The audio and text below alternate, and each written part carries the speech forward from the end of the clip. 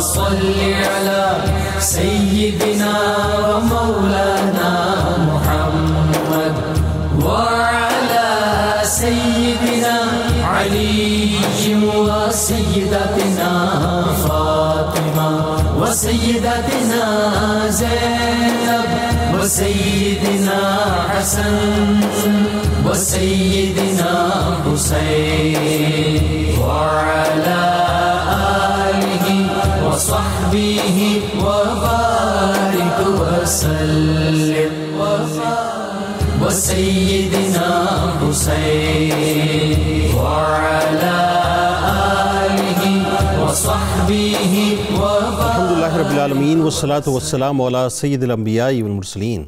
اللہم صلی علی سیدنا و مولانا محمد وعلی آلہ وصحابہ وبارک وسلم وصلی علیہ. دنیا کے تمام دیکھنے والوں، تمام چاہنے والوں، تمام پیار کرنے والوں کو، اور جہاں جہاں تک اس وقت میری آواز کو سنا اور مجھے دیکھا جا رہا ہے، جنید اقبال کی جانب سے انتہائی محبت کے ساتھ السلام علیکم. ایک بار پھر ناظرین آپ کو پر نور صبح میں صبح نور کے ساتھ میں خوش آمدید کہتا ہوں. اور آئیے چلتے ہیں حضرت ابو انیس محمد برکت علی علیہ رحمہ کی تالیف اسماء النبی الکریم صلی اللہ علیہ وآلہ وسلم سے رسول اللہ صلی اللہ علیہ وآلہ وسلم کا ایک اسم مبارک پڑھنے اور سننے کی سعادت حاصل کرتے ہیں.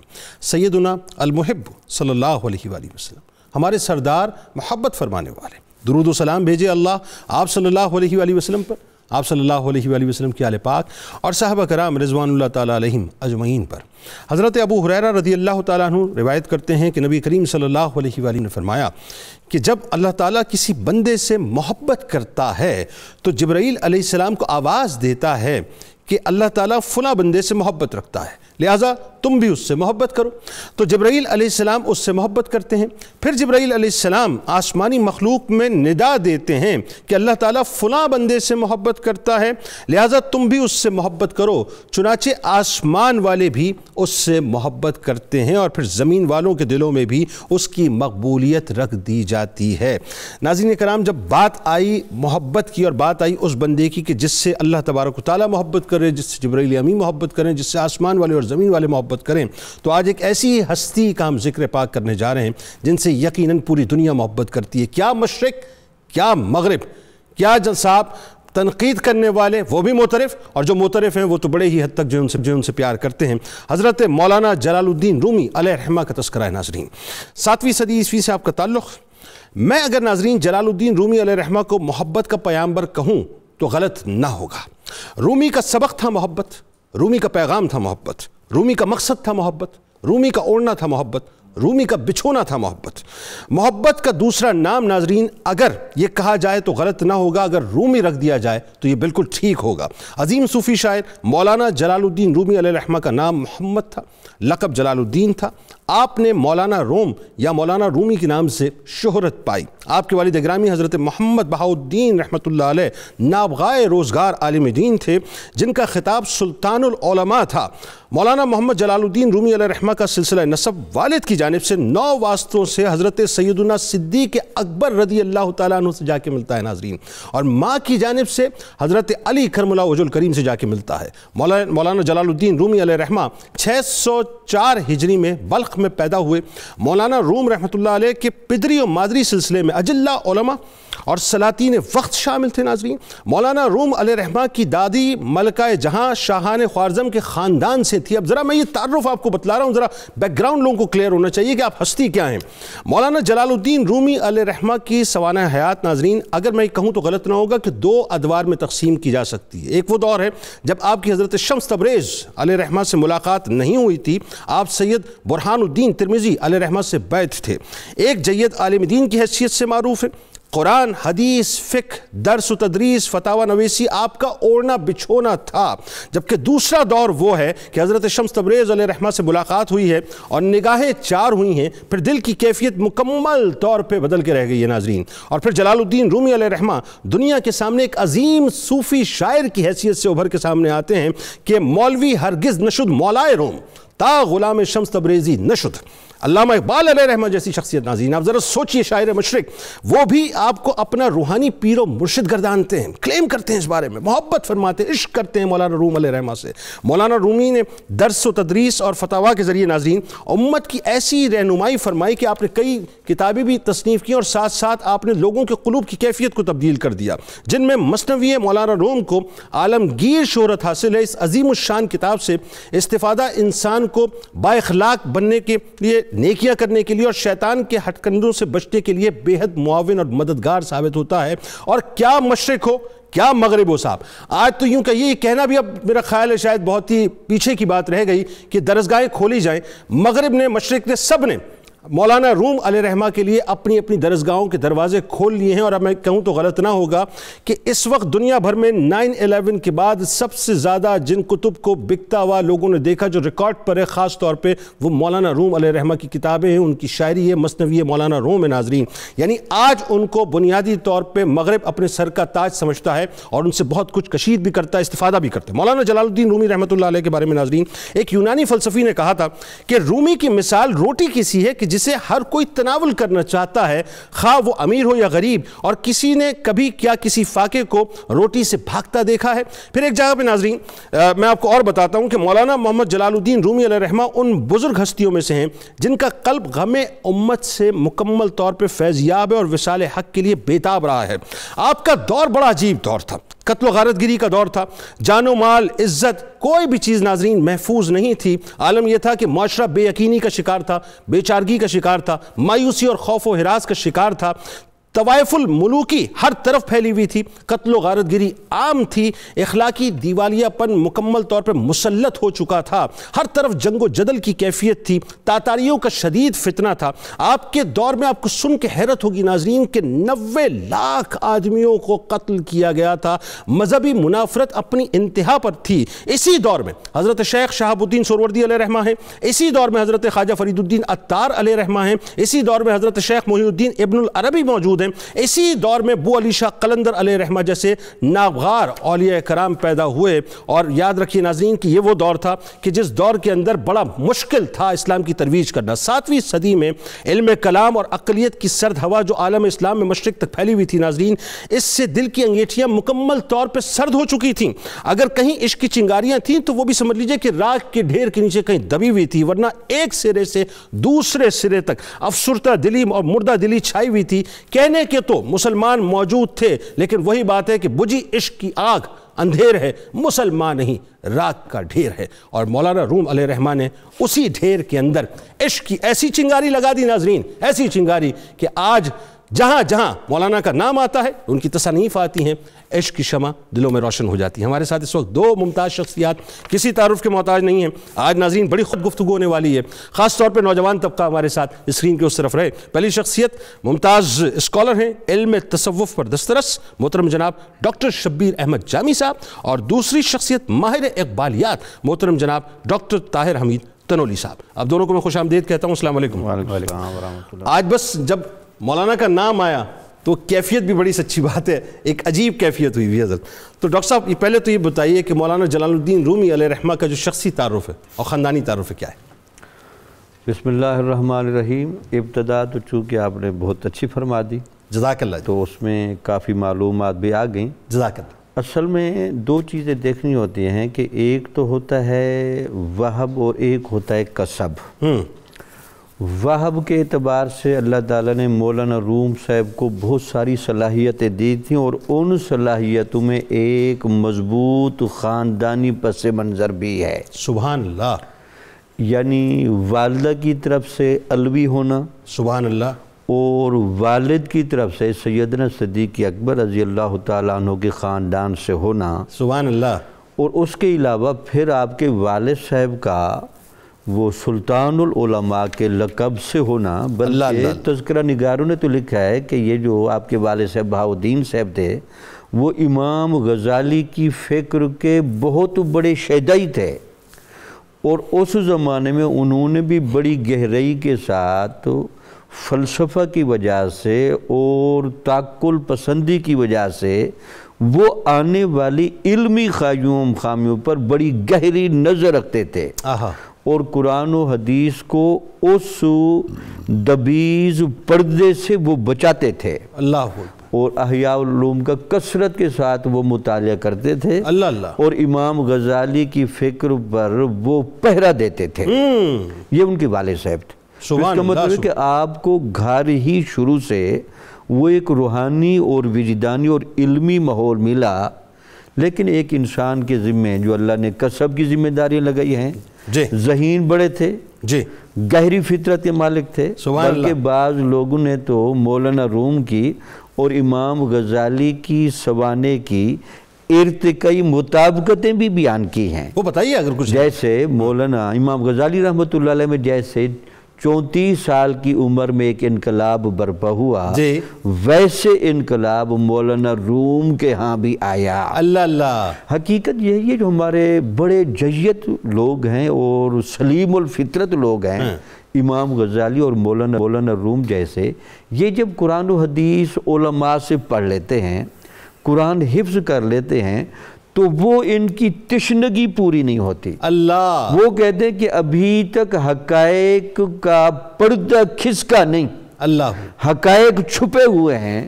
تو پھر امام غزالی کو بھی حقائق اولیاء کی مجلس میں نظر آئے، اللہ، اور مولانا روم کو بھی یہ حقائق اولیاء کی مجلس میں نظر آئے۔ سبحان اللہ۔ ہوتا بنیادی طور پر کیا ہے، قاری جو چھوٹے بچوں کو پڑھاتے وہ پہنچاتا ہے لفظ تک، عالم اس کی انگلی پکڑ کے پہنچاتا ہے معنی تک، بھائی سبحان اللہ، ولی اس کی انگلی پکڑ کر قرآن کے اندر موجود انوار الہیہ تک لے جاتا بھائی ہے۔ سبحان اللہ، یعنی آپ نے سید برہان الدین علیہ رحمہ سے لے کر شمس تبریز علیہ رحمہ تک کا سفر بتلا دیا۔ وہ سارا سفر بھائی کیا بات ہے۔ جی جی۔ ہاں تو پھر آپ کے بارے میں جو خصوصیات آپ کی گنوائی گئی ہیں، آپ کے بارے میں لکھا ہے آپ نے تلاوت قرآن اور تزکیہ نفس کو اکٹھا کیا۔ سبحان اللہ۔ اچھا جامی صاحب، اس سے پہلے ذرا سا ایک اور، تاکہ والد گرامی کی بات کمپلیٹ ہو جائے، کہ جو مشکل ترین فتاوے ہوتے تھے بلخ کے، وہ آپ کی خدمت میں لانے جاتے تھے، اور خوارزم آپ کے عقیدت مندوں سے عقیدت مندوں میں سے تھے، بلکہ یہ ایک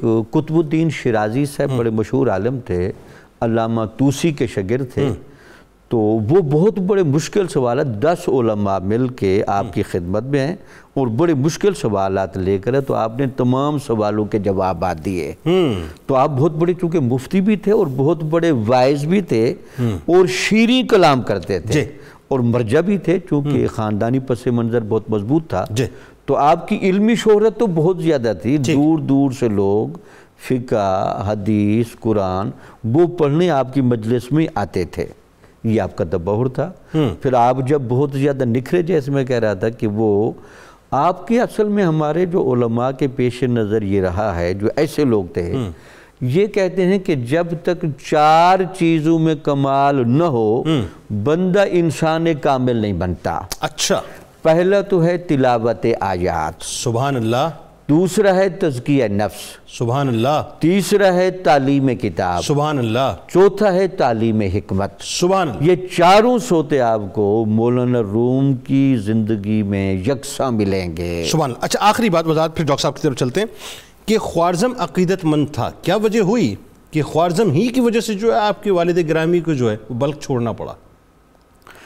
بس وہ خوارزم چونکہ عقیدت مند تھا، تو اور وہ یہ چاہتا تھا کہ آپ یہاں سے میرے پاس سفر کر کے آئیں، میرے علاقے میں آ جائیں، تو پھر یہ وہ وجوہات و اسباب بنے جس کی وجہ سے نہیں، خوارزم تو ظاہر وہاں تھا نا بلخ میں، اور وہ جو وہ خاص طور پہ جو علماء نے اس وقت ایک فتنہ بپا کیا تھا کہ بہت زیادہ کثرت آپ کے پاس لوگوں کی ہونے لگی تھی، تو سلطنت کا جو سہم پیدا ہو گیا تھا، اس وجہ سے پھر آپ کو کثرت علم اور کثرت فتاوی جا کی وجہ سے وہ چونکہ ہاتھ سے دین بھی پیدا ہو گئے تھے، اور دوسرا غالباً آپ کی وجہ یہ بھی تھی کہ آپ کی مثنوی پڑھنے سے آپ کے اندر گہری اجتہادی بصیرت نظر آتی ہے۔ ہمارے علماء میں جو ایک علمی جمود رہا ہے اور وہ لکیر پر لکیر پیٹ نہ رہا ہے، چونکہ آپ کے فتاوی جات میں ایک منفرد تنوع بھی تھا، اور فقہ حنفی کو آپ دلائل کے ساتھ فوقیت بھی دیتے تھے، یہ وہ بنیادی طور پر وجوہات تھیں جس کی وجہ سے آپ کو بلخ چھوڑنا پڑا۔ اچھا سر، اب بات یہ ڈاکٹر صاحب یہ بتائیے کہ آپ کے والد گرامی نے اپنے مرید جو خاص مریدین تھے ان میں ایک سید برہان الدین محقق ترمذی علیہ رحمہ تھے، ان کو جو ہے وہ سپرد کر دیا تھا جلال الدین رومی علیہ رحمہ کو. اب بلک چھوڑنے کا بھی معاملہ آ گیا. یہاں سے ذرا سا بتائیے ابتدائی تعلیم و تربیت جو ہے کیسے ہوتی ہے؟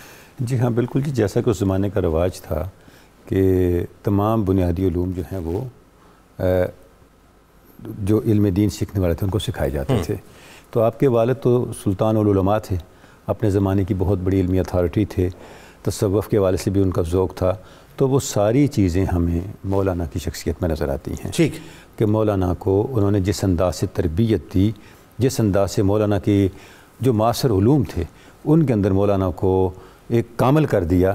اچھا اب آپ یہ دیکھیں کہ اپنے پورے زمانے کے اندر جامی صاحب نے بھی اس پہ روشنی ڈالی کچھ، کہ معاصر علوم کے حوالے سے کئی جہتوں میں آپ کو مولانا روم جو ہیں وہ منفرد نظر آئیں گے.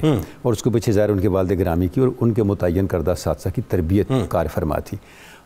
جو اس زمانے میں معتزلہ کا فتنہ تھا، جو فی الاصل خوارج کی مانوی اولاد ہے، اس فتنے کا مقابلہ کرنا ہو، جو اسلام کے بنیادی حقائق ہیں، عقائد ہیں، ان کا دفاع کرنا ہو، اور پوری بصیرت کے ساتھ.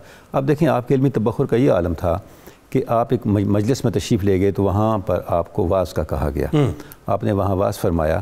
طریقہ اس زمانے میں یہ ہوتا تھا کہ قاری تلاوت کرتا تھا اور اس پڑھی ہوئی آیت کو یا ان پڑھی ہوئی آیات پر عالم گفتگو کرتا تھا. جو تلاوت ہوئی آپ نے ان آیات پہ گفتگو شروع کر دی.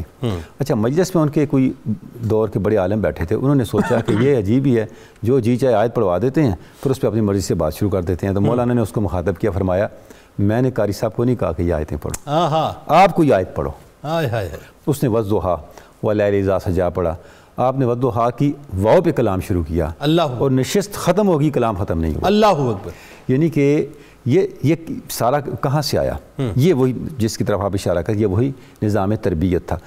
کمال یہ ہے جنید صاحب کہ مولانا کی شخصیت میں جو جامعیت پیدا ہوئی، یعنی دیکھیں جتنے بھی صوفیاء ہیں انہوں نے اپنے آثار کو، اپنی تعلیمات کو جب کمپائل کیا، جب ان کو کتابی شکل میں چھوڑا، تو ہم دیکھتے ہیں کچھ ایسے صوفیاء ہیں جن کی کتابیں اخلاقیات بیان کرتی ہیں. ان کی کتابوں کو اٹھا کے دیکھیں، جیسے کیمیائی سعادت ہے امام غزالی کی، اس کو دیکھیں، یا اور اس طرح کی آپ کو مکاشفۃ القلوب دیکھیں، کتابیں ملتی ہیں. کچھ ایسے صوفیاء ہیں جنہوں نے اپنی کتابوں میں حقائق بیان کیے ہیں، جیسے علی شاہ اکبر کی فتوحات مکیہ فصوص الحکم ہے، حقائق ہی حقائق. مولانا کا کمال یہ ہے، اب دیکھیں کس نظام سے گزرے اور کیا انہوں نے تربیت پائی، کہ ان کی کتابوں میں مثنوی میں اخلاقیات اور حقائق جمع ہو گئے. جی جی جی، یہ کمال ہے. واہ واہ واہ. یعنی انہوں نے اخلاقیات کو اس طرح سے جمع کر دیا حقائق کے ساتھ. آپ جب ان کی کتاب پڑھتے ہیں مثنوی کو، اچھا اب اس کے اندر انہوں نے پیرایا کیا اختیار کیا، حقائق کا پیرایا اختیار کیا، کہ آپ کو لگتا ہے آپ کوئی واقعہ سن رہے ہیں، لیکن جیسے جیسے آپ اس واقعے کو پڑھتے چلے جاتے ہیں آپ کی اخلاقی تربیت ہوتی ہے، مورل ایلیویشن ہوتی ہے، اور ساتھ ساتھ آپ پہ حقائق کا انکشاف ہوتا چلا جاتا ہے. سبحان اللہ سبحان اللہ سبحان اللہ. یہ جو جامعیت ہے مولانا کی، کیونکہ دیکھیں کوئی بھی صوفی جو بڑا کامل ولی کامل ہیں اخلاقیات کو اوور لیپ نہیں کرتے جب تک اخلاقی تربیت نہیں ہوتی. یعنی اخلاقیات ایک ایسی چیز ہے جو ڈبل وے ٹریفک ہے. جی. یعنی یہ ظاہر سے باطن پر بھی اثر ڈالتی ہے اور باطن سے ظاہر پر بھی اثر ڈالتی ہے. اچھا آج جو مغرب اتنا توجہ کر رہا ہے مولانا روم پہ، کیا اس کی وجہ یہ ہے کہ وہ جو اخلاقی پہلو جو آپ نے اجاگر کیے ہیں بنیادی طور پہ؟ اس کے بنیادی طور پہ دو بنیادی پہلو ہیں. اگر آپ مغرب میں لکھی جانے والی ساری تصانیف کو اٹھا کے دیکھیں، بلکہ میں 3 چیزوں کی طرف اشارہ کرنا چاہوں گا. ایک تو ہے مولانا کا تصور عشق، جو مولانا کا محبت کا پیغام ہے، اس کی اپیل اتنی یونیورسل ہے کہ اس کو آپ نو نہیں کر سکتے. پہلا پہلو تو یہ. دوسرا مولانا کی انسانیت نوازی، واہ، جو انسان کا شرف ہے، انسان کی عظمت ہے، اور انسان کو تکریم دینا ہے، انسان کو پرائرٹائز کرنا ہے، انسانیت کی خدمت ہے. جی، یہ اتنی زیادہ آپ کو مولانا میں نظر آتی ہے، آپ کی تعلیم کے اندر بھی اور خود آپ کی شخصیت کے اندر بھی نظر آتی ہے. آپ دیکھیں نا، آپ جا رہے ہیں اور آگے آپ دیکھتے ہیں کہ کچھ بچے کھیل رہے ہیں، بچے سارے اکٹھے ہو گئے مولانا سے ملنے کے لیے، ان کے ہاتھ چومنے لگے. ایک بچہ کھیل رہا تھا دور، اس نے کہا مولانا ٹھہرے، میں ذرا ابھی بزی ہوں، میں بھی آتا ہوں، میرا نہیں آپ کے ہاتھ چومے ہیں. آپ اس کے لیے کھڑے ہو گئے. اللہ تا وقت کو بچہ آپ کے پاس نہیں آیا. اس طرح کئی اور واقعات آپ کو آپ کی زندگی میں ملیں گے. دوسرا پہلو یہ ہے، یہ دو وہ پہلو ہیں جن کی وجہ سے مولانا کی اپیل جو ہے وہ ہر آنے والے وقت میں بڑھتی چلی جا رہی ہے. لیکن ایک تیسرا پہلو جسے میں نظر انداز نہیں کرنا وہ یہ ہے کہ مغرب میں لکھی جانے والی اکثر کتابوں میں چونکہ پرسپیکٹو بڑا میٹر کرتا ہے, یہ بھی ہو رہا ہے کہ جو اصل مولانا کی تعلیم کی فاؤنڈیشن ہے جی جی تھوڑی سی وہ اس سے ڈسلوکیٹڈ, یعنی مجھے بھی ایسا محسوس ہوتا ہے کہ خاص ایجنڈے کو وہ ٹو کرتے اچھا اب دیکھیں میں اس پہ یہ کوٹ کرنا چاہوں گا, دا اریزر of Islam from the poetry of Rumi, یہ ویسے چھپنے والی کتاب ہے روزینہ علی کی. اس نے اس میں بڑی مثالیں دے کے اس کو ایکسپلین کیا ہے کہ اسلام کی بنیادی تعلیمات کو منیمائز کیا گیا ہے. حالانکہ جو مولانا کا تصور محبت ہے, تصور عشق ہے, وہ یہ نہیں ہے انسانیت کے لیے, وہ تو ظاہر ہے وہ مجازی نہیں ہے. بالکل ٹھیک. وہ تو ظاہر سے گزر کے, وہ علامہ نے کہا تھا نا کہ ارتباط حرف و معنی اختلاط جان و تن, جس طرح اخگر کبا پوش اپنے پیرہن سے ہے, آپ نے انگارے کے ظاہر کو نہیں دیکھنا, اس کی آتش تک پہنچنا ہے. واہ. جو حرف کے ظاہر کو نہیں دیکھنا, اس کے معنی تک پہنچنا ہے. مولانا کا جو تصور عشق ہے وہ بنیادی طور پر حقیقت تک لے کے جانے والا ہے. یعنی وہ رقص سے بدن نہیں ہے, ورلنگ درویش ہے نا, وہ بدن کا رقص نہیں, وہ فی الحال روح کا رقص ہے. روح کا رقص کیا ہے؟ روح کا رقص یہ ہے جس کو علامہ نے بھی ایکسپلین کیا کہ اس بدن سے ڈسکنیکٹ ہو کے ذات حق سے کنیکٹ ہو. اللہ اکبر. اچھا اب وہ ادھر نہیں جاتے پھر, ٹھیک ہے نا, وہ یہاں نہیں جاتے, وہ ان کے مطلب کی بات نہیں ہے. دیکھیں نا, غالب نے کہا تھا کہ میں سے غرض نشاط کس روسیا کو ہے, یک گونہ بے خودی دن رات چاہیے. اللہ اللہ. بس وہ جو یک گونہ بے خودی ملتی ہے وہیں رک جاتے ہیں. تو وہاں تک رکنا یہ مقصود نہیں ہے.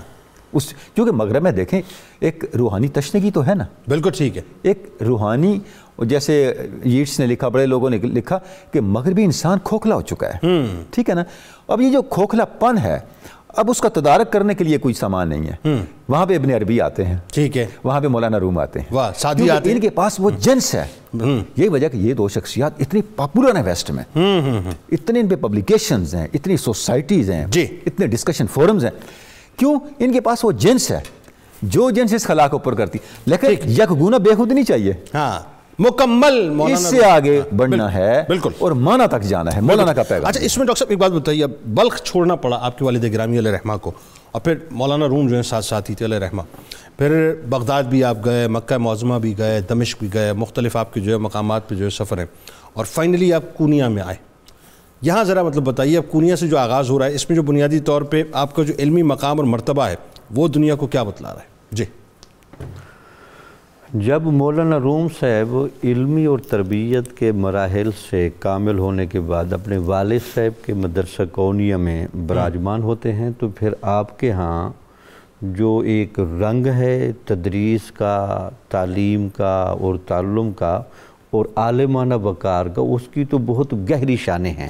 سبحان اللہ. آپ کی شخصیت کی گہرائی کے لیے جیسے ڈاکٹر تنولی سے بیان کر رہے تھے, وہ عشق کے بارے میں کیا کہتے ہیں؟ مثلاً وہ عشق کے بارے میں کہتے ہیں کہ عشق کی یہ جو کیفیت ہے بندے کی فطرت میں, یہ الستو بربکم قالو بلا سے جڑی ہوئی ہے. اللہ اللہ. یہاں تک پہنچیں کیسے؟ اللہ. اس کے لیے وہ کہتے ہیں کہ اس کے لیے آپ کے پاس ہتھیار ہے تقوی اور طہارت کا. سبحان اللہ. یہ جو تقوی اور طہارت کا پروسیس تھا, جس کی وجہ سے مولانا روم کی زندگی میں آگے ہم ارتقائی مراحل پڑھیں گے, تو یہ تقوی اور طہارت کا پروسیس, وہ جو شروع میں آپ نے حدیث بیان کی کہ اللہ تعالیٰ بندے سے محبت کرتا ہے, جی جی, ان اللہ یحب التوابین و یحب المتطہرین. اللہ اللہ اللہ. جن کو ظاہری اور باطنی طہارت حاصل ہے اور صحیح طور پر وہ اپنے آپ کو گناہوں کے بچانے پر پکے ہو چکے ہیں, اللہ, تو اللہ تعالیٰ ان کو اپنا محبوب بناتا ہے. سبحان اللہ. سبحان. یہ جو اللہ اس بندے کو محبوب بناتا ہے, تو اس کو جو الستو بربکم قالو بلا کا کرنٹ دیا ہوا ہے, وہاں سے اس کو جوڑ دیتا ہے. سبحان اللہ. سبحان. جب وہ وہاں سے جڑتا ہے تو اس وقت اس پر حقائق منکشف ہونا شروع ہوتے ہیں. اللہ اکبر. بلکہ یہ مولانا روم سے پھر اس کو بیان بھی کرتے ہیں مثنوی میں, لکھتے ہیں داند اورا آنکھ کلبش پاک گشت, حقائق تک اور معرفت تک وہ بندہ پہنچ جائے گا جس کا دل پاک ہو گیا.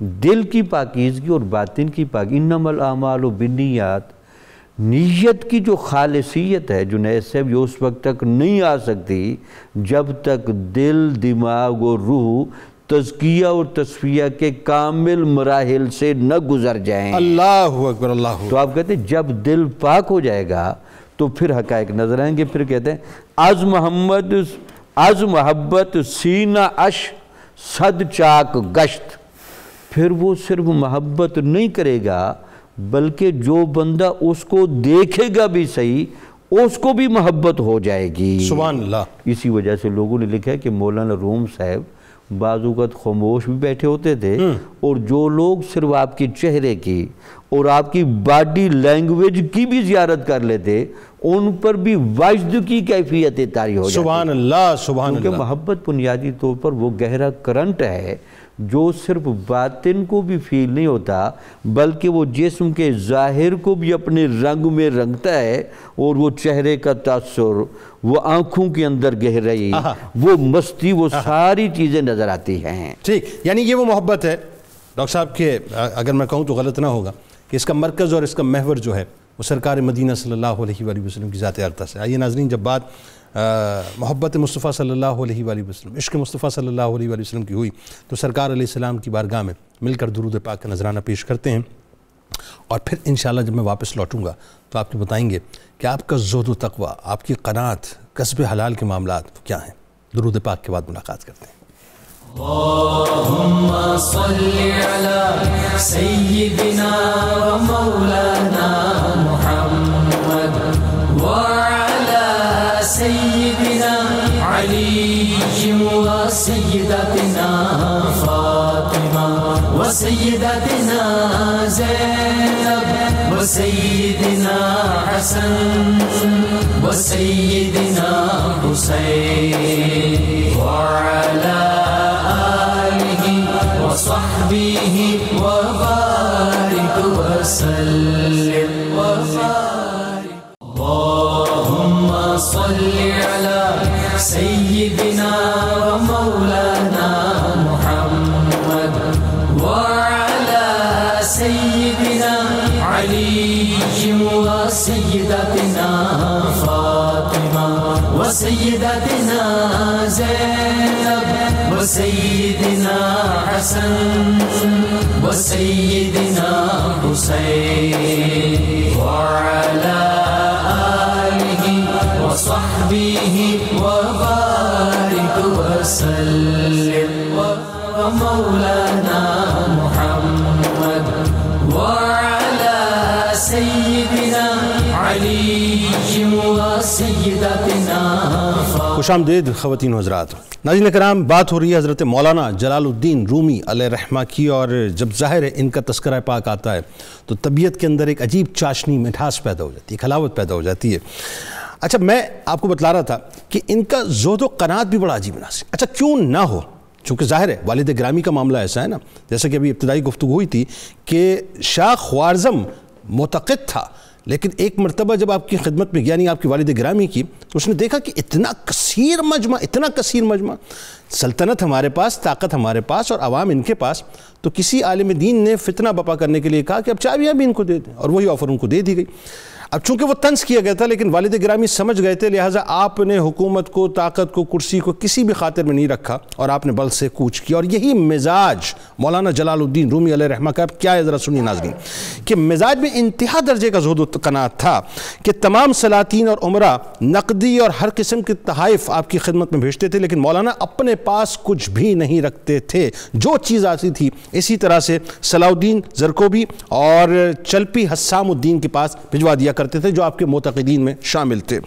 کبھی ایسا اتفاق ہوتا کہ گھر میں نہایت تنگی ہوتی تو مولانا کے صاحبزادے جو کہتے کہ کچھ رکھ لیتے تاکہ گھر میں کچھ کھانے کو ہوتا، تو جس دن کچھ کھانا نہ ہوتا ناظرین تو آپ بہت خوش ہوتے اور فرماتے کہ آج ہمارے گھر میں درویشی کی بو آ رہی ہے۔ یہ آپ کا عالم تھا، یہ آپ کا عالم تھا کہ فیاضی اور ایثار کا یہ حال تھا کہ کوئی سائل اگر سوال کرتا اور عبایا یا جو کرتا آپ نے اپنے بدن پہ پہنا ہوتا، آپ فوراً ہی اتار کر اس کو دے دیا کرتے۔ اور میں آپ کو ناظرین ایک اور بات بتاؤں، ڈاکٹر صاحب نے ایک قصہ بتایا ایک اور عجیب سا قصہ ہے کہ ایک دفعہ آپ مریدوں کے ساتھ چل کے جا رہے تھے تو ایک تنگ گلی کے اندر ایک کتا سرے راہ سو رہا تھا. دیکھیے اللہ تعالیٰ کس وجہ سے فضیلت عطا کرتا ہے انسان کو نہیں معلوم. ایک کتا سرے راہ سو رہا تھا, گلی تنگ تھی, آپ وہیں رک گئے, بالکل رک گئے. اس حد تک رک گئے کہ آپ نے یہ فرمایا کہ اس کتے کے آرام میں خلل نہ آیا, آپ رکے رہے. ناظرین, ہوا یہ کہ ایک شخص دوسری طرف سے آ رہا تھا, اس نے راستے سے کتے کو ہٹا دیا. تو مولانا نے نہایت ہی یعنی سمجھ لیجیے ایک سوز کی کیفیت میں کہا کہ تم نے کتے کو تکلیف دے دی, اس کی نیند میں خلل ڈال دیا. پھر کیوں نہ ناظرین دنیا مولانا جلال الدین علیہ رحمہ کی جو ہے وہ تعریف اور توصیف کرے کہ آپ کا مقام اور مرتبہ جو ہے وہ کیا ہے, ذرا سوچئے. ایک اور بات آپ کو بتاتا ہوں. ایک دفعہ دو شخص آپس میں لڑ رہے تھے تو ایک دوسرے کو بہت زیادہ گالیاں دے رہے تھے. تو ایک نے کہا کہ اگر تم مجھے ایک گالیاں دے گا تو میں بدلے میں تجھے 10 گالیاں دوں گا. وہیں سے مولانا گزر رہے تھے علیہ رحمہ.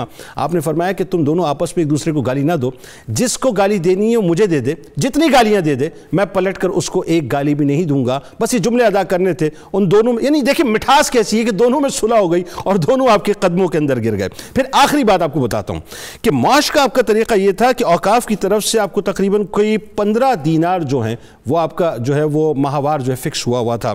اور ہوتا یہ تھا کہ آپ چونکہ مفت خوری کو پسند نہیں کرتے تھے تو آپ نے اپنے مریدین کو یہ فرمایا ہوا تھا کہ کوئی بھی کسی بھی پہر میں فتویٰ لینے آئے تو مجھے اٹھا دینا, جگہ دینا, میں کسی بھی کام میں مشغول ہوں کیونکہ میں چاہتا ہوں کہ میں حلال کماؤں, حرام نہ کماؤں. اللہ تبارک و تعالیٰ ناظرین یہ ویسے تو بظاہر بہت چھوٹے چھوٹے پیغامات ہیں لیکن یہ اتنے بڑے ہیں کہ اگر اس پر عمل کرنا شروع کر دیں تو آپ کو پتہ ہی نہیں کہ آپ کا مقام اور مرتبہ کہاں ہو جائے. ڈاکٹر صاحب اب آئیے ذرا اس ملاقات کی طرف چلتے ہیں. سننے والے ظاہر اس ملاقات کا انتظار کر رہے ہیں. حضرت شاہ شمس تبریز علیہ رحمہ, یہ جو نگاہیں 4 ہوئیں مولانا روم علیہ رحمہ کے ساتھ, ذرا وہ بتائیے لوگوں کو کیسی ملاقات, کیا ہوا؟ جی ہاں بالکل. جی ہم دیکھتے ہیں کہ جتنے بڑے صوفیاء ہیں ان کی زندگی میں کوئی نہ کوئی ایسا واقعہ ہوا, کوئی ایسی شخصیت آئی جس نے ان کی پوری زندگی کی جہت کو بدل دیا. مولانا روم کی زندگی میں بھی یہ واقعہ شمس تبریز کی ملاقات سے یہ دور شروع ہوتا ہے. اور شمس تبریز جیسے ابھی ہم ڈسکس بھی کر چکے کہ مولانا کا پہلا زمانہ علمی ثقافت کا زمانہ تھا اور اتنا ان کا علمی پس منظر بھی بڑا ساؤنڈ تھا. جی ان کا خاندانی پس منظر بھی, خود بھی بڑے علمی منصب پہ تھے. جی تو اچھا علم کا ایک اپنا بھی ایک ہوتا ہے. جی انسان کے اندر ایک تصور پیدا ہو جاتا ہے اور وہی تصور جو اس کا صاحب علم ہونے کا حجاب بن جاتا ہے. کیا بات. اچھا اب اس حجاب کو ہٹائے بغیر آپ علم کی حقیقت تک نہیں پہنچ سکتے. جی شمس تبریز اللہ کا امر تھا مولانا کے اس درسگاہ میں آگے جب مولانا پڑھا رہے تھے. یہ بھی دیکھنا ہے کہ شمس تبریز کسی اور کے پاس نہیں گئے, مولانا کے پاس ہی. یہ قدرت ہی کا انتظام تھا کیونکہ یہاں چنگاری تھی جو شعلہ بن سکتی تھی. کیا بات ہے, یہ بنیادی بات. سبحان اللہ. تو جب وہ آئے تو انہوں نے دیکھا کیا ہو رہا ہے, پوچھا یہ کیا کر رہے ہیں آپ. مولانا نے فرمایا یہ کیل اور کال ہے تمہاری سمجھ سے ماورا ہے. درس دے رہے تھے نا مولانا, درس دے رہے تھے کیونکہ کیل و کال جو ہے نا یہ اہل علم کا ہے. فلاں نے یہ کہا, میں نے یہ کہا, اس کا یہ موقف, میرا یہ موقف, بات یہ ایک طریقہ کار ہے درس و تدریس کا. جی ٹھیک ہے. جب شمس تبریز نے یہ سنا تو انہوں نے کتاب اٹھائی اور اٹھا کے جو سین میں ہوش تھا اس میں ڈال دی. جب کتاب وہاں ڈالی اب مولانا بڑے پریشان ہوئے. نہ اس زمانے میں پرنٹنگ پریس تھے, نہ اس طرح کی پبلیکیشنز تھیں, نایاب نسخے تھے. انہوں نے کہا یہ آپ نے کیا کیا؟ تو شمس تبریز نے کہا اس میں کوئی پریشانی کی بات تو نہیں. تو مولانا نے کہا کہ میری زندگی کی محنت, اتنا نایاب و نادر نسخہ آپ نے ضائع کر دیا. اللہ. انہوں نے پانی میں ہاتھ ڈالا, کتاب نکالی, جب اس کو کیا تو اس سے گرد اڑ رہی تھی. اللہ اللہ. اب مولانا نے کہا یہ کیا ہے؟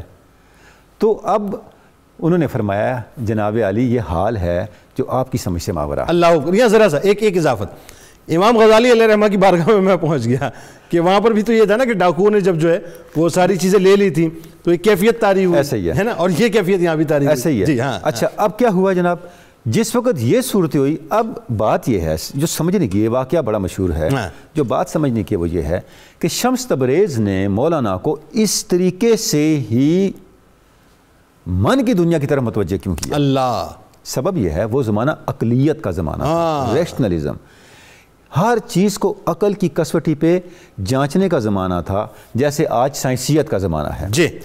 اور جو چیز عقل کے چوکھٹے میں فٹ نہیں بیٹھتی تھی اس کو مسترد کر دینے کے رجحانات کا زمانہ. اللہ اکبر. اب مولانا کے سامنے ایک ایسا لیونگ آرگومنٹ لانا درکار تھا جس سے وہ اس عقل کی قید سے نکل جاتے ہیں. اللہ اکبر. دیکھیں اس لیے مولانا نے بعد میں کہا نا کہ فلسفی کے منکر حنانہ است. از ہوا سے انبیاء بیگانہ اصل. اللہ اکبر. اس نے ہنانا رو رہا ہے حضور کے فراق میں اور فلسفی کو سمجھ نہیں آ رہی. نہیں آئی. وجہ یہ ہے کہ اس کو وہ حص نہیں حاصل جو انبیاء کو. اللہ اکبر اللہ اکبر. اچھا اب یہ جو چیزیں ہیں انہوں نے آگے چل کے مولانا کو درد و سوز اور حقائق تک پہنچایا. یعنی دوسرا دور آ گیا. دوسرا دور آ گیا. یہ جو دوسرا دور شروع ہوا اب اس دور میں پھر آپ دیکھیں مصنوعی دور میں لکھی گئی. اب یہاں پھر مولانا کا جو علم تھا جو اللہ رب العزت نے انہیں علمی شرح صدر دیا تھا وہ اور روحانی بصیرت وہ اکٹھی ہو گئی اور اس طرح سے مولانا نے حقائق بیان کیے اور علم کی مقصدیت کو بیان کیا. میں مقصدیت کے والے سے ایک بات بتانا چاہوں گا کہ مولانا مثنوی میں فرماتے ہیں کہ ایک بدو جا رہا تھا جی اور اس کے پاس اونٹ تھا. اونٹ پہ اس نے کوئی چیز لادی ہوئی تھی, سامان لادا ہوا تھا. آگے اسے کوئی بڑا پڑھا لکھا شخص مل گیا. اس نے کہا بھئی یہ تم کیا لے کے جا رہے ہو؟ جی. اس نے کہا بھئی کوئی گندم تھی چاہیے تھی تو میں وہ لے کے جا رہا ہوں. تو ایک طرف گندم ہے اور دوسری طرف کی بوری میں اس نے ریت ڈالی ہوئی تھی. اچھا جب اس عالم نے دیکھا اس نے کہا بھئی دوسری طرف آپ نے ریت کیوں ڈالی ہوئی ہے؟ جی. تو اس عالم نے کہا کہ ریت اس لیے ڈالی ہوئی ہے کہ گندم کی بوری وزنی ہے, اگر دوسری طرف وزن نہ ہو تو گر جائے گی. اللہ اللہ. تو اس عالم نے کہا بڑے سادے آدمی ہو تو آپ ریت کے دو ڈالنے کے بجائے گندم کے دو سے کر دیتے, آدھی ادھر ڈال دیتے آدھی ادھر ڈال دیتے. یہ آپ نے کیا کیا؟ وہ بڑا حیران ہوا.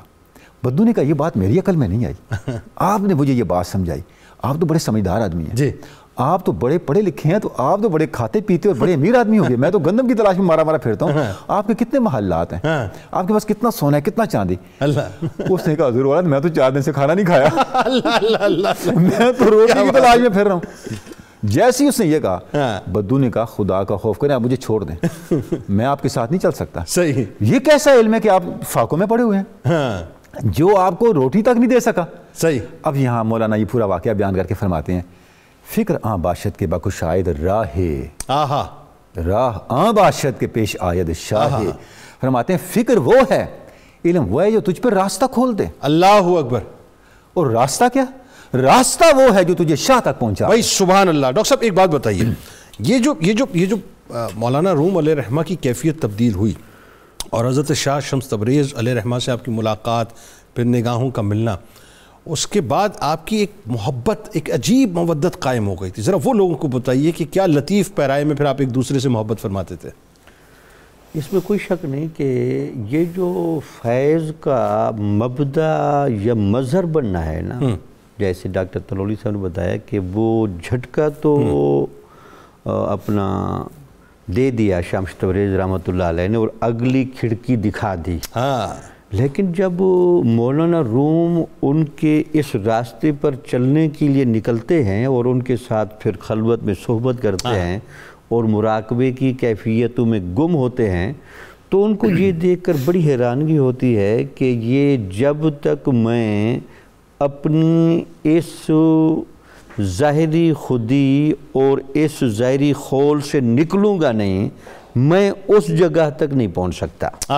ایک تو یہ ان کو سمجھ آیا. دوسرے یہ کہتے تھے کہ یہ فیض کے کچھ جو چشمے ہیں وہ علم سے زیادہ شخصیات کے سینوں سے منتقل ہوتے ہیں. سبحان اللہ. اچھا اس واقعے میں اگر میں یہ واقعہ لے آؤں اس سے معنویت لوگوں پر ظاہر ہو جائے گی.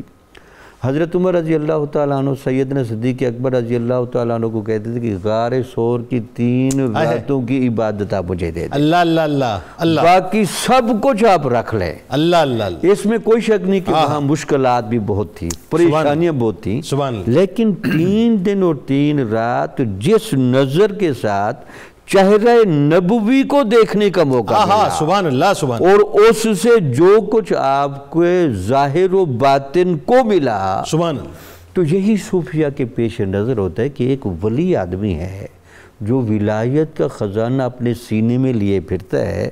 یہ اس کا سینہ نہیں, یہ انوار الہیہ کا مرکز ہے. اللہ اکبر. میں اس کی صحبت میں رہوں, اس کا چہرہ دیکھوں, اللہ, اس سے کچھ سیکھوں. اللہ. تو جہاں علم کتابوں میں ہے وہاں علم سینے اور دل میں بھی ہے. اچھا یہی وجہ, یہ ذرا قطع کلام کی معذرت کہ اتنی محبت اور مودت پہنچ گئی تھی اس لیول پہ کہ وہ جلن شروع ہو گئی تھی جو معتقدین کے اندر. معتقدین تو چونکہ مولانا کو ایک عالمانہ وقار اور اس مسند نشینی اور پھر درس و تدریس سے جو عزت وابستہ تھی اس میں دیکھتے تھے. اب چونکہ ابھی تک تو ان کی مولانا روم نے تربیت نہیں کی تھی, وہ تو اپنے معیار میں دیکھتے تھے. جب آپ ایک قلندرانہ رنگ میں اور ایک وجد آفرین کیفیت میں اور ایک الوہی مست کیفیت میں رہنے لگے تو اس وقت ان کو سمجھنا ہے کہ ان پر نعوذ باللہ کوئی جادو ہو گیا ہے, کوئی چکر چل گئے. مولانا روم کو کیا ہوا؟ پھر انہوں نے کہ ابن جوزی کہتے ہیں کہ امام غزالی جب جامعہ نظامیہ سے نکل گئے تو ہم سارے ان کے شاگرد سوچتے تھے کہ امام غزالی کو کیا ہوا. وہ کہتے پھر میں نے 12 سال کے بعد امام غزالی کو جنگل میں دیکھا. اللہ, بکھری ہوئی داڑھی, اللہ, آنکھوں میں آنسوں, اللہ, وہ گہرا رنگ. اللہ, اس وقت پتہ چلا کہ نہیں, تصوف کیا بندے کو دیتا اللہ ہے اکبر, اور بندے کو نکھارتا کیسے ہے. تو شمس تبریز رحمۃ اللہ علیہ نے مراقبے کی جو کیفیتیں تھیں وہ باقاعدہ مولانا روم کو تنہائی میں محسوس کرائیں. اور مولانا روم اور عشق کی کیفیت میں کتنا آگے چلے گئے کہ جب مولانا روم سے پوچھا گیا کہ یہ تزکیے کا, تصفیے کا اور وصال اللہ کا سبب کیا ہے, تو وہ کہتے ہیں کہ اگر تمہیں عشق ہو جائے اور عشق حقیقی کے رنگ میں تم رنگے جاؤ تو یہ ساری باتیں تمہیں سمجھ میں آ جائیں گی. سر ڈاکٹر صاحب, اب آ رہی ہے بات ڈاکٹر علامہ اقبال علیہ رحمہ کی کہ ہے آیا یورش تاتار کے افسانے سے پاسباں مل گئے کعبے کو صنم خانے سے. یعنی علامہ اقبال علیہ رحمہ جن کو مطلب اپنا پیر و مرشد فرمائے, اب ذرا بتائیے کس نگاہ سے علامہ ان کو دیکھتے تھے؟ جی بالکل, جی بڑا ریلیونٹ ہے آج کے حوالے سے بھی یہ بات کرنا. علامہ اقبال پر جن شخصیات کا اثر ہے ان میں سر فہرست اگر آپ چند ایک کو کہنا چاہیں تو مولانا روم ان میں شامل ہے. اتنا زیادہ اثر ہے کہ علامہ نے مولانا روم کو اپنا پیر کہا اور اپنے آپ کو ان کا مرید کہا. اللہ, مرید ہندی پیر رومی. اور آپ دیکھیں کہ علامہ کی جو سب سے بڑی تصنیف ہے ان کا میگنم اوپس ہے جاوید نامہ, جس میں انہوں نے, جس کے بارے میں علامہ نے کہا تھا اس کتاب نے میرے دماغ کو نچوڑ لیا ہے اور اب قوم کو دینے کے لیے میرے پاس کچھ نہیں ہے. یہ ساری کتاب مولانا روم کی رہنمائی اور قیادت میں ہونے والے سفر پر مشتمل ہے. یعنی اس کے اندر علامہ نے جتنے حقائق بیان کیے ہیں وہ گویا مولانا روم کے ساتھ ان کا ایک مکالمہ ہے, ایک افلاق کا سفر ہے, اور اس کے دوران جتنے مشاہدات آتے ہیں وہ سارے کے سارے علامہ اس میں بیان کرتے چلے جاتے ہیں. اور مولانا روم کے بارے میں علامہ کہتے ہیں کہ پیر رومی را رفیق راہ ساز تا خدا بخشت ترا سوز و گداز, کہ تو پیر رومی کو اپنا مرشد بنا لے, علاج آتش رومی کے سوز و ساز میں ہے تیرا.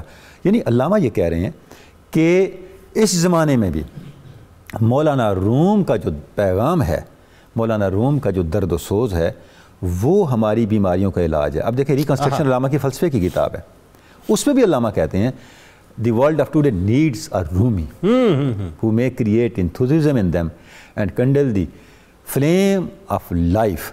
آج ہمیں رومی کی ضرورت ہے جو ہم میں جذبہ پیدا کرے, کیا بات, جوش حیات پیدا کرے اور ہماری موت کو زندگی میں بدل دے. سبحان اللہ. اچھا آپ دیکھیں خود علامہ نے بھی تو رومی کا ہی کام کیا ہے. جی, یعنی اس زمانے میں جس طرح اسلامی تہذیب کی عظمت کو علامہ نے اسٹیبلش کیا, دین کو اسٹیبلش کیا, کوئی دوسری رائے نہیں, تو یہ سارا وہی کام ہے جو رومی نے اپنے زمانے میں کیا تھا. اچھا مجھے ایسا محسوس ہوتا ہے, maybe I am wrong, لیکن میری تصحیح فرمائیے گا, مجھے ایسا محسوس ہوتا ہے کہ علامہ اقبال علیہ رحمہ نے جو کچھ بھی اس وقت ظاہر ہے 7ویں ہجری کے اندر ٹربلنس تھی, فتنہ فساد تھا, یا علم کلام کے حوالے سے, نظریات کے حوالے سے, وہ جو اقلیت کا جو دور تھا, اور جو اس کو آپ نے رد کیا عشق کے فلسفے سے بنیادی طور پہ, مولانا روم نے وہی کشید کر کے علامہ اقبال علیہ رحمہ نے شاعری منتقل کیا. ایسا ہی دیکھیں, ایسا ہی ہے, بالکل آپ ٹھیک فرما رہے ہیں. دیکھیں مولانا روم کی 2-3 ایسی باتیں ہیں جو علامہ کو بہت انسپائر کرتی ہیں, اتنا انسپائر کرتی ہیں کہ آخری زمانے میں جب علامہ کی نظر بھی کمزور ہو گئی تھی, سارا مطالعہ چھوٹ گیا, 2 کتابیں ان کے پاس رہتی تھیں, قرآن مجید اور مثنوی مولانا روم. ارے سبحان اللہ, سبحان. اس کی وجہ کیا؟ پہلی بات وہی کہ جو مولانا روم کا عشق کا فلسفہ ہے وہ علامہ نے وہاں سے اخذ کر لیا, اور جس انداز سے مولانا عشق کی بات کرتے ہیں, مولانا کی عشق کی بات جو ہے, جیسے میں نے پہلے عرض کیا تھا, وہ ظاہر سے باطن اور رسم سے معنی تک پہنچنے کا سفر ہے, پہلی بات. دوسری بات, مولانا عمل کی بات کرتے ہیں, یعنی مولانا کا عشق جو ہے وہ بے عملی کی طرف نہیں لاتا. انہوں نے, اب دیکھیں بال جبریل کے اندر علامہ کا ایک مکالمہ ہے مولانا کے ساتھ, اس میں انہوں نے اپنے زمانے کے سارے معاملات کو سوالات کی شکل میں مولانا کی خدمت میں پیش کیا۔ سبحان اللہ، کچھ بتائیے نا ذرا اس بارے میں۔ اچھا، اس پہ جو جواب دیتے ہیں وہ مولانا کی مثنوی سے دیکھتے ہیں۔ بھائی سبحان اللہ، اب کئی سوالات ہیں، کیا بات ہے بتائیے۔ میں ایک سوال پڑھتا ہوں، جیسے مولانا علامہ کہتے ہیں کہ ہند میں اب نور ہے باقی نہ سوز، اہل دل اس دیس میں ہے تیرا روز۔ ہے میرے مرشد، ہندوستان تاریکی میں ڈوب گیا، مسلمان زوال میں چلے گئے، اللہ اللہ، نہ درد رہا نہ سوز رہا، نہ کوئی امید رہی، اللہ اللہ، نہ کوئی عمل کا جذبہ مانگ رہی۔ ہم کیا کریں؟ اب دیکھیں مولانا جواب کیا دیتے ہیں۔ مولانا فرماتے ہیں، میرے مرید تو نے مجھ سے یہ پوچھا ہے کہ ہم پہ زوال کی تاریکی کی سیاہ رات مسلط ہیں، ہم کدھر جائیں؟ کار مردہ روشنی و گرمی است، کار دونا ہیلا و بے شرمی است۔ فرماتے ہیں جو مرد ہوتے ہیں ان کی مردانگی یہ ہے وہ تاریکی کو روشنی میں بدل دیتے ہیں۔ سبحان اللہ۔ جو کم ہمت ہوتے ہیں وہ معذرتیں کرتے رہتے ہیں، عذر خواہی کرتے رہتے ہیں، بہانے ڈھونڈتے رہتے ہیں۔ یہ مسئلہ نہیں ہے کہ ماحول کیا ہے، مسئلہ یہ کہ تم کیا ہو۔ تم کیا ہو، اصل بات یہ ٹھیک ہے۔ اب یہ جو چیز ہے یہ بالکل ایک مختلف آپ کے مزاج کو کر دیتی ہے۔ یہی وجہ آپ دیکھیں، اب علامہ کو اگر دیکھیں، علامہ تک شکوے کا ماحول تھا۔ اب شکوہ، اب دیکھیں مسدس علی کیا ہے؟ ایسا ہی صرف ایک مرثیہ ہے۔ ٹھیک ہے، ٹھیک ہے۔ اور جو اس دور کے جتنے بڑے لوگ ہیں، علامہ نے کیا کیا؟ قوم کو شکوے سے اٹھا کے جواب شکوہ پہ لیا ہے۔ شکوہ سے جواب شکوے تک لانے کا جو عمل ہے اس کے پیچھے رومی ہے۔ اور یہ جو میں نے آپ کے سامنے پڑھا سوال، یہ اس مکالمے کا آخری سوال ہے۔ میں ایک اور بھی پڑھنا چاہوں گا ناظرین کے لیے۔ علامہ فرماتے ہیں کہ ہے شریک مستی خاصان بدر، میں نہیں سمجھا حدیث جبر و قدر۔ فرماتے ہیں کہ ہے دین کی حقیقت جاننے والے میرے مرشد، مجھے یہ نہیں پتا انسان مجبور کب ہوتا ہے اور بااختیار کب ہوتا ہے۔ اور دیکھیں ہمارے یہاں بڑا تصور تقدیر ہے جی، اور اس کے تحت ہم ہر چیز کو تقدیر میں ڈال کے عمل کے دروازے بند کر کے ہاتھ پاؤں توڑ کے بیٹھے ہوتے ہیں۔ جب ہمیں کچھ کرنا نہیں ہوتا ہم یہ کہتے ہیں بھئی اللہ کی طرف سے جو ہونا ہو جائے گا۔ اب مولانا جواب کیا دیتے ہیں؟ مولانا جواب دیتے ہیں، بال بازاں را سوئے سلطان برد، بال زاغاں را سوئے گورستان برد۔ فرماتے ہیں یہ جو پر ہیں باز کے پاس بھی ہیں، کوے کے پاس بھی ہیں۔ واہ! باز کا پر اسے سلطان تک لے جاتا ہے، اللہ، اور جو کوے کا پر ہے اسے مردار تک لے کے جاتا ہے۔ پر تو دونوں کے پاس ہیں۔ بات یہ ہے کہ آپ اندر سے کیا ہیں۔ جب تک انسان اندر سے نہیں بدلتا، اس کی اپروچ نہیں بدلتی، اس کی سوچ نہیں بدلتی ہے۔ برادر تو ہمیں اندیش آئی ماں بقا استقفان اور ریش آئی۔ مولانا کہتے ہیں ہے میرے بھائی تو خیال ہے، یہ ہڈیاں اور گوشت تو جانوروں کے پاس بھی ہے، اللہ، تو جہاں انسان کا خیال ہے وہی اس کی پرواز، وہی اس کا حال ہے، اور جو اس کا حال ہے وہ اس کا گنبد پر تو شاہی ہے بصیرہ کا۔ دیکھیں یہ وہاں سے آیا، یہ وہاں سے ہی آیا، وہیں سے، بالکل وہیں سے ہے۔ یعنی کہ وہ جو تصورات تھے مولانا کے تصورات کو، جو مولانا کی سارا جو فلسفہ زندگی ہے وہ حرکت کا نام ہے۔ واہ، ٹھیک۔ اچھا اب ڈاکٹر صاحب ایک بات بتائیے کہ آج کے دور میں اب ظاہر ہے لوگ اس وقت مولانا روم علیہ رحمہ کو سن رہے ہیں، اور مجھے اتنا ٹھنڈک کا ایک ماحول محسوس ہو رہا ہے، میں خود فیل کر رہا ہوں کہ پورے پروگرام میں جو ہے ایک ایسا محسوس ہو رہا ہے کہ ایک سکینہ جو ہے وہ اتر رہا ہے ان کی ذکر پاک کے حوالے سے۔ سبحان اللہ۔ نوجوانوں کو بتائیے کہ آج مثنوی مولانا روم سے کس طرح سے ایک عام آدمی فائدہ اٹھا سکتا ہے؟ مولانا روم کے جس طرح شروع میں آپ نے عشق رسول صلی اللہ علیہ وسلم کی بات کی تھی، تو مولانا روم کی پوری مثنوی میں نبیوں کا مقام اور حضور نبی اکرم صلی اللہ علیہ وسلم کا جو مقام ہے اور اس پر ایمان برسالت کی صورت میں جو فدائیت کی کامل شکل ہے، اس کا نقشہ مولانا روم کیسے کہتے ہیں؟ بتائیے۔ کہتے ہیں جی عقل قربان کن بپیش مصطفیٰ، حضور نبی اکرم صلی اللہ علیہ وسلم کا جہاں معاملہ آ جائے وہاں اپنی عقل کو آپ قربان کریں۔ حسبی اللہ گو کہ اللہ ام کفا، بس تو یہی کہہ دے کہ مجھے میرا اللہ کافی ہے۔ مطلب یہ ہے کہ اللہ تعالیٰ کا جو ایک نظام قدرت ہے وہ چونکہ حضور نبی اکرم صلی اللہ علیہ وسلم کے نظام کے ساتھ ایک بحیثیت سرپرستی کے چل رہا ہے، تو اس پر تو نظر کر۔ دوسرا، مولانا روم صاحب نے ظاہر سے نکال کر باطن کی طرف جانے کا درس دیا ہے۔ سبحان اللہ۔ بلکہ اگر میں ان کو اور لفظ میں کہوں اس کثرت میں وحدت کو دیکھنے کا درس دیا بھائی سبحان اللہ، بھئی یہ جو کثرت آپ کو نظر آ رہی ہے واہ واہ واہ، کیا تو اچھی اپنے آپ کو اس طرح بنا کہ اس ظاہر کے دل فریبیوں میں نہ کھڑا ہو، اس ظاہر کے پیچھے جو مقصد تھا، جو اللہ کا نظام تھا، جو اللہ تعالیٰ کی قدرت جھلک رہی تھی، تیری نگاہ وہاں تک جانی چاہیے۔ جی جی جی، یہ جو شروع میں آپ کہہ رہے تھے کہ مغرب کیوں مولانا روم کو پڑھ رہا ہے، ہاں تو ڈاکٹر تنولی سے نے اچھی باتیں کی، ان میں سے میرے نزدیک بات یہ تھی وہ ظاہر سے تھک چکا ہے، ہاں اب وہ باطن میں جانا چاہتا بھائی ہے۔ کیا بات ہے، کیا اور اچھی بات ہے۔ باطن میں جن کی بڑی بڑی پروازیں ہیں، وہ ابن عربی اور مولانا روم ان کو ایک ایسے باز کی شکل میں اڑتے نظر آتے ہیں، سبحان اللہ، اس لیے وہ ان کو پڑھ بھی رہے ہیں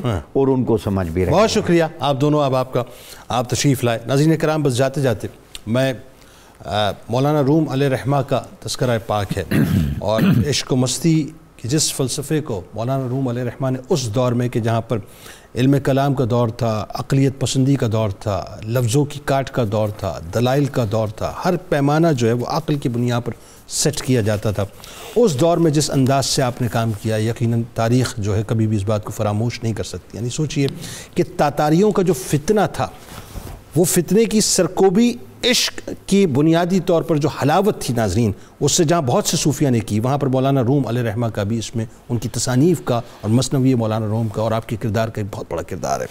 اب دیکھیں آپ پردہ فرما رہے ہیں، وقت قریب آ چکا ہے، آپ پردہ فرما چکے ہیں۔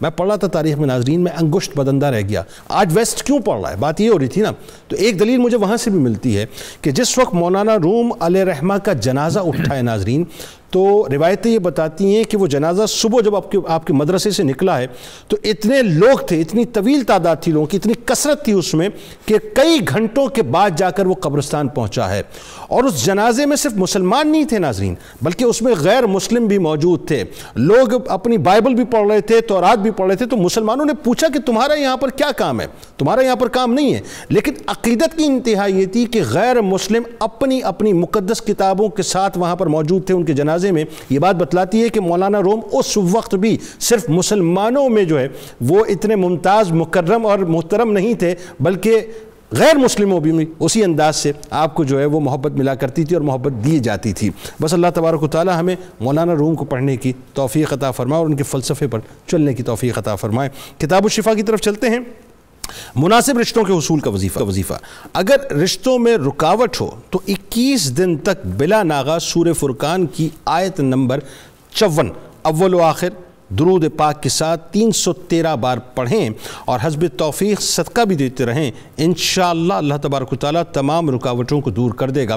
مولانا جلال الدین رومی علیہ رحمہ کا قول مبارک ہے کہ اگر عظمت چاہتے ہو تو دل میں نفرت کی بجائے، کیا کمال جملہ ہے ناظرین، سنیے کہ اگر عظمت چاہتے ہو تو دل میں نفرت کی بجائے محبت کو ٹھکانہ بنا لو۔ روزنامہ 92 نیوز میں آپ آج کے مضمون دیکھ سکتے ہیں، ٹویٹ بک اور یوٹیوب پہ ہمیں فالو کیجئے۔ اس دعا، اس امید، اس یقین کے ساتھ اجازت دیں کہ اللہ تبارک و تعالیٰ آپ کا، ہمارا، پاکستان کا، امت مسلمہ کا حامی الناصر ہو، اور اس یقین کے ساتھ کہ لا یؤمن احدکم حتی اکون احب الیہ من والدہ ولدہ والناس اجمعین۔ اجازت دیجئے، اللہ حافظ۔ پاکستان کا مطلب کیا؟ لا الہ الا اللہ محمد رسول اللہ صلی اللہ علیہ وسلم۔ اللهم صل على سيدنا ومولانا محمد وعلى سيدنا علي وسيدتنا فاطمة وسيدتنا زينب وسيدنا حسن وسيدنا حسين وعلى وصحبه وبارك وسلم۔